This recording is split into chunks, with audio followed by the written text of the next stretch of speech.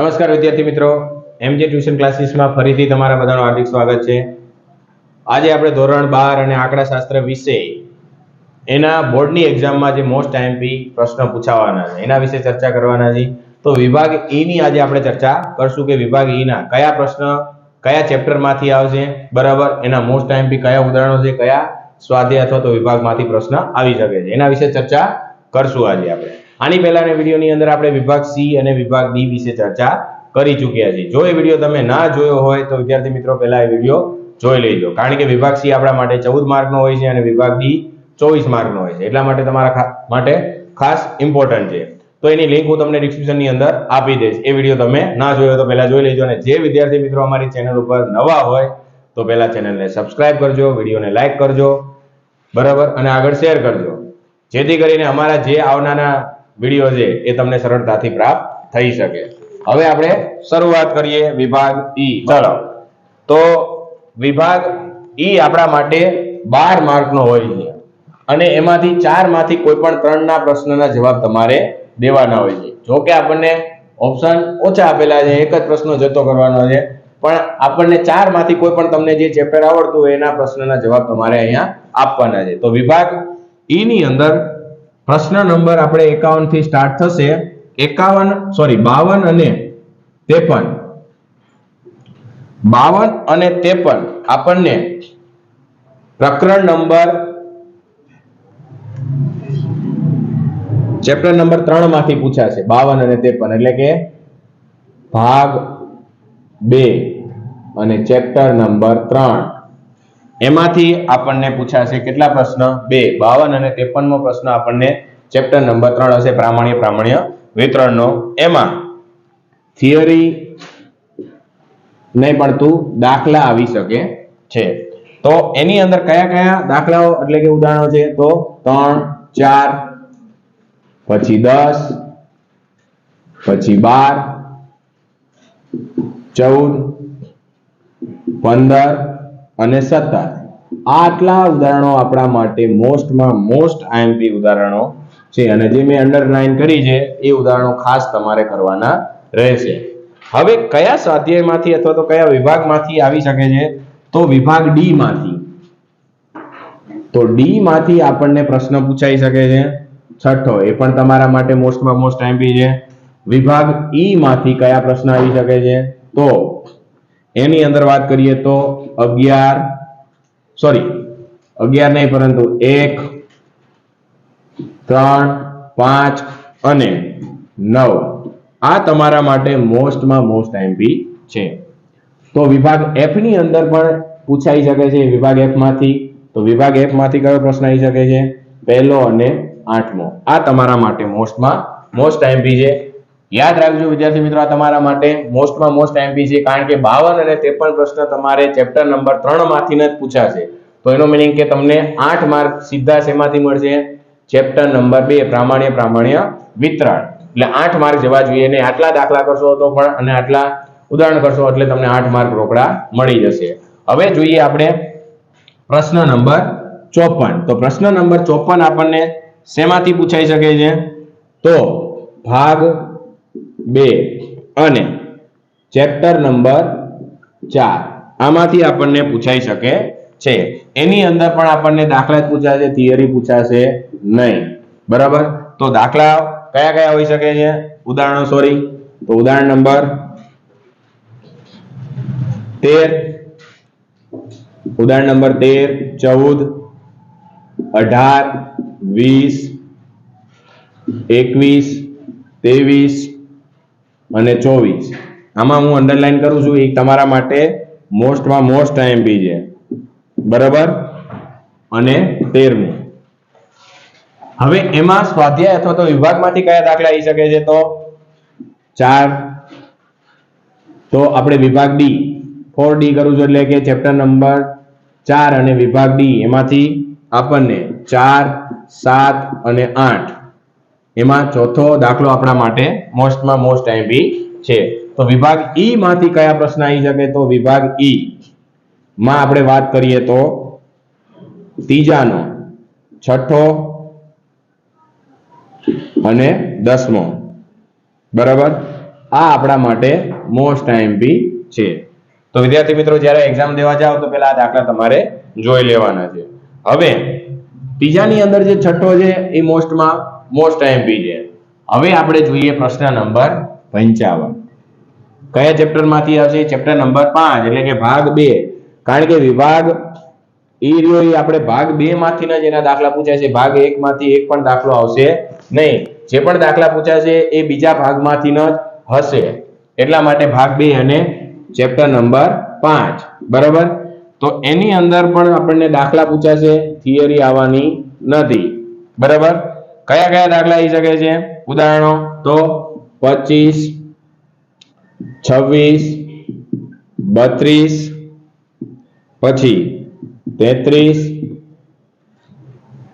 34 અને 35. આ તમારા માટે મોસ્ટ આઈએમપી ઉદાહરણો છે જે ચેપ્ટર નંબર 5 માંથી આવી શકે છે. હવે એની અંદર વિભાગ ઈ માંથી કયા કયા દાખલા આવી શકે છે? તો એક તો આપણને 11મા નંબરનો અને વિભાગ એફ માંથી આપણને પૂછાશે.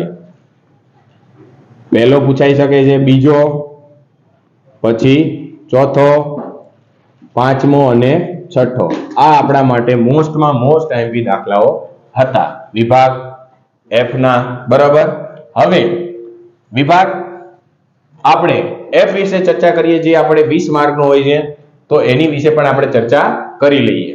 તો હવે વિભાગ એફ વિશે જોઈએ આપણે. વિભાગ એફ ની અંદર આપણને 20 માર્કનો હોય છે અને એમાંથી 6 માંથી તમારે કોઈ પણ 4 ના પ્રશ્નના જવાબ આપવાના હોય છે. 5 માર્કનો એક પ્રશ્ન હોય છે તમારે. તે ટોટલી દાખલા પૂછાય છે અને બધા દાખલા શેમાંથી હોય છે? ભાગ 1 માંથી હોય છે બરાબર. તો પહેલો ભાગ તમને આવડતો હશે તો તમારા માટે 20 માર્ક લેવા મુશ્કેલ હશે નહીં. તો હવે આપણે શરૂઆત કરીએ કે કયો પ્રશ્ન કયા ચેપ્ટર માંથી આવી શકે છે. તો પ્રશ્ન નંબર 56. પ્રશ્ન નંબર 56 એ ભાગ 1 અને ચેપ્ટર નંબર 1 આમાંથી પૂછાઈ શકે છે અને એની અંદર શું આવશે? તમારે દાખલા જ હશે બરાબર. અને કયા કયા ઉદાહરણો મોસ્ટ આઈએમપી છે? તો 12, 13 અને 15. 12મું મોસ્ટ આઈએમપી છે. હવે સ્વાધ્યાયની વાત કરીએ તો સ્વાધ્યાયની અંદર તમારે દાખલા નંબર સ્વાધ્યાય 1.3 ની અંદર 4 અને 6 આ બંને દાખલા મોસ્ટ આઈએમપી છે. અને વિભાગ એફ માં, તો વિભાગ એફ ની વાત કરીએ તો વિદ્યાર્થી મિત્રો એની અંદર તમારે પહેલો, બીજો, પછી ત્રીજો, ચોથો અને 10મો આ તમારા માટે મોસ્ટ આઈએમપી દાખલાઓ છે. આપણને હવે 57મો અને 58મો એ તમને પ્રશ્ન શેમાંથી પૂછાશે? તો ભાગ 1 માંથી જ હશે અને ચેપ્ટર નંબર શું હશે? 2. એટલે એનો મીનિંગ કે તમારે 10 માર્ક લેવા હોય તો પહેલા તમારે ચેપ્ટર નંબર 2 કમ્પ્લીટ હોવું જોઈએ. કારણ કે 57 અને 58 એટલે કે ટોટલ 10 માર્ક તમને શેમાંથી મળી જશે? ચેપ્ટર નંબર 2 માંથી. કારણ કે પ્રશ્નના દરેકના કેટલા માર્ક છે? 5 માર્ક. તો તમારે મોસ્ટ ઓફ પહેલા કયું ચેપ્ટર કરવું જોઈએ? બીજું ચેપ્ટર. એમાંથી આપણને કયા ઉદાહરણો મોસ્ટ આઈએમપી છે એમાં પણ દાખલા જ પૂછાશે આપણને. તો કયા કયા હશે ઉદાહરણો? 7, પછી 9, 11. 7, 9 અને 11 એ મોસ્ટ આઈએમપી છે. અને એમાં પણ સ્વાધ્યાયમાંથી કયા દાખલા આવી શકે છે? તો 2.2 એની અંદર તો પહેલો છે, પછી ત્રીજો છે, 8 અને 11. વિભાગ એફ ની અંદર તો વિભાગ એફ માં આપણને એક જ દાખલો મોસ્ટ આઈએમપી છે. કયો? ત્રીજો દાખલો બરાબર. તો આટલામાંથી તમારે બે દાખલા આટલામાંથી મળી જશે. તો પહેલા તમારે કયું ચેપ્ટર કરવું જોઈએ? બીજું ચેપ્ટર, ભાગ પહેલો બરાબર. જેથી કરીને તમને 10 માર્ક આસાનીથી મળી જાય. હવે જોઈએ આપણે 59મો પ્રશ્ન. તો એ કયા ચેપ્ટર માંથી આવશે? એ પણ ભાગ 1 માંથી જ હશે અને ચેપ્ટર નંબર 3 માંથી. તો એમાં પણ શું પૂછાશે? આપણને દાખલા જ પૂછાવાના છે. અને એના માટે કયા કયા ઉદાહરણો મોસ્ટ આઈએમપી છે? તો બીજું, ત્રીજું, ચોથું છઠ્ઠું, આટલા આપણા માટે મોસ્ટ આઈએમપી છે. અને સ્વાધ્યાય 3.1 એમાંથી આપણને કયા કયા પ્રશ્ન આવી શકે છે? તો ચોથો. અને સ્વાધ્યાય 3.2 એમાંથી કયા કયા દાખલા હશે? તો પહેલો અને બીજો. બીજો આપણા માટે મોસ્ટ આઈએમપી છે.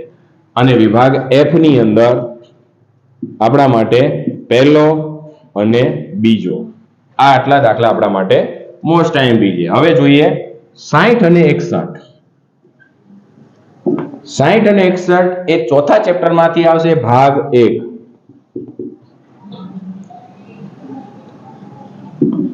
જો વિદ્યાર્થી મિત્રો તમે આ બે ચેપ્ટર કરો ને ખાલી, તો પણ તમને 20 માર્ક મળી જશે. એક બીજું અને ચોથું, બરાબર? કારણ કે આપણને 6 માંથી કોઈ પણ 4 દાખલા ગણવાના છે. તો આના 2 દાખલા પૂછાશે, આના 2, એટલે કે બીજા ચેપ્ટરના અને ચોથા ચેપ્ટરના 2 દાખલા પૂછાશે. જો તમને આ 2 ચેપ્ટર ના આવડતા હોય તો આ 2 ચેપ્ટર ઉપર ભાર આપેલો હોય, તમને આવડતા હોય તો પણ તમે આસાનીથી 20 માર્ક લાવી શકો છો. એમાં પણ તમને ચોથા ચેપ્ટરની અંદર પણ શું પૂછાવાના છે? દાખલા જ પૂછાશે. એમાં કયા કયા આપણે મોસ્ટ આઈએમપી છે ઉદાહરણો? તો ત્રીજું છે, ચોથું છે, પાંચમું, નવમું અને 10મું. આ આપણા માટે મોસ્ટમાં મોસ્ટ આઈએમપી ઉદાહરણો છે. હવે એમાં સ્વાધ્યાય 4.2 એની અંદર આપણને 1 અને 3 આ આપણા માટે મોસ્ટ આઈએમપી છે. અને સ્વાધ્યાય 4.3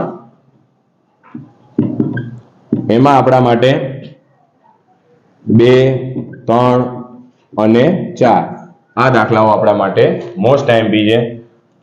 વિભાગ ઈ માંથી કયા આવી શકે છે? તો વિભાગ ઈ માં આપણને 5મો દાખલો તમારા માટે મોસ્ટ આઈએમપી છે. અને વિભાગ એફ ની અંદર, તો વિભાગ એફ ની અંદર વાત કરીએ તો પહેલો અને ત્રીજો. આટલા દાખલા તમારા માટે મોસ્ટ આઈએમપી છે.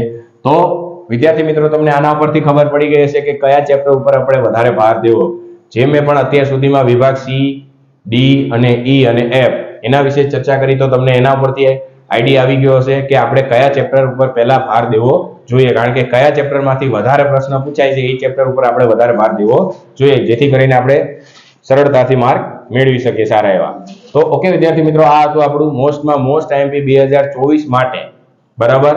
બોર્ડની એક્ઝામમાં આંકડાશાસ્ત્રની અંદર પૂછાય એવા પ્રશ્ન અને ઉદાહરણો આપણે તમને રજૂ કર્યા છે. જો આની અંદર કાંઈ પ્રશ્ન હોય હજી તો મને નીચે કોમેન્ટની અંદર જણાવી શકો છો.